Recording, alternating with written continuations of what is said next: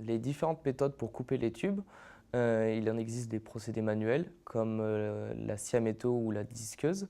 On va avoir également un coupe-tube, une scie à ruban ou enfin une coupe orbitale. Donc, les deux procédés manuels comme la disqueuse ou la scie à métaux sont liés directement à la qualité de l'opérateur. Donc suivant sa dextérité, on aura une coupe qui sera plus ou moins propre.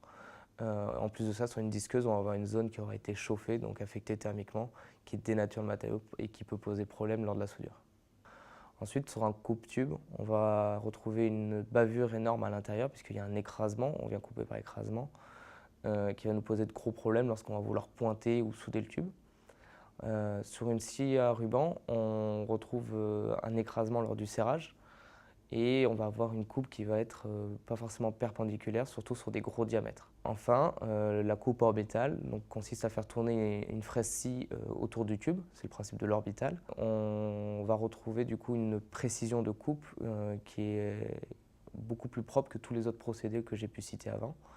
C'est le seul qui aura une perpendicularité à moins de 2/10. On va faire une coupe à froid. Chez Axer, vous allez retrouver sur nos machines un serrage concentrique avec des mors en inox pour ne pas déformer et pas polluer le tube. On a une distance entre la lame et les mors optimisée pour éviter toutes les vibrations et donc tous les défauts et la durée de vie de la lame.